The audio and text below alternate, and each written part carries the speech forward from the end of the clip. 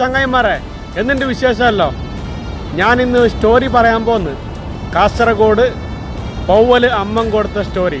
അതായത് ഒരാൾ സൗദിയിൽ പണിയെടുക്കുന്നുണ്ട്, കുറേ കാലമായി പണിയെടുക്കുന്നത്.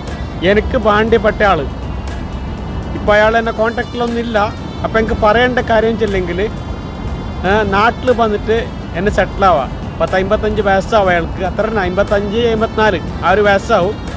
അപ്പോൾ മക്കളെ കെട്ടിച്ചു കൊടുക്കുന്ന, മോളെ കെട്ടിച്ചു കൊടുക്കുന്ന അതെല്ലാം ബാധ്യത കഴിഞ്ഞ് 3 മക്കൾ നിലവിൽ ആടെ ഉണ്ടെങ്കിലും ടോട്ടൽ 5 മക്കളുണ്ട്.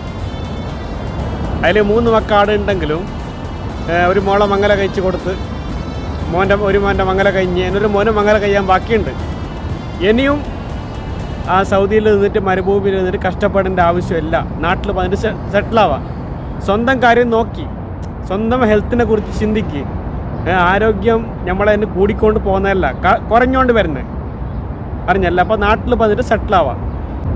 മക്കൾ വലുതായി അല്ലേ, മക്കൾ വലുതായ പിന്നെ മക്കൾ നാട്ടിൽ, ഇയാൾ സൗദിയിൽ. അത് നടക്കുന്ന കാര്യമല്ല. അതുകൊണ്ട് നിങ്ങൾ നാട്ടിൽ വന്നിട്ട് സെറ്റിലാവണം. ബാക്കിയുള്ളത് മക്ക നോക്കിക്കോളൂ. ഓരോ ഇത്ര കൊല്ലം നിങ്ങൾ പോറ്റി വളർത്തിയില്ലേ, അതോ ബാക്കിയുള്ളത് മക്ക നോക്കിക്കോളൂ. നിങ്ങൾ ഇതിന് അവിടെ എത്ര കാലം പിന്നെയും കഷ്ടപ്പെടുന്നത് ആർക്ക് വേണ്ടിയിട്ട്? മക്കൾക്ക് വേണ്ടിയിട്ടല്ലേ. മക്ക നല്ല ആരോഗ്യത്തിലുണ്ട്, നിങ്ങൾ ആരോഗ്യം ക്ഷീണിച്ച് പോകുന്നതിന്. അതുകൊണ്ട് നാട്ടിൽ വന്നിട്ട് സെറ്റിലാവാം. ഓക്കെ, എനിക്ക് ബഹുമാനത്തോടെ ആ കാര്യം പറയുന്നു. ഞാൻ ഇപ്പം 53 വയസ്സായിട്ടുണ്ടെങ്കിലും ഇത്ര വർഷക്കാലം ഗൾഫിൽ തന്നെ ഉണ്ടായത്, നാട്ടിൽ കുറവുണ്ടായത്. നാട്ടിൽ റിക്ഷ ഓട്ടിക്കൊണ്ടെല്ലാം ഓട്ടോറിക്ഷ ഓട്ടിക്കൊണ്ടായി.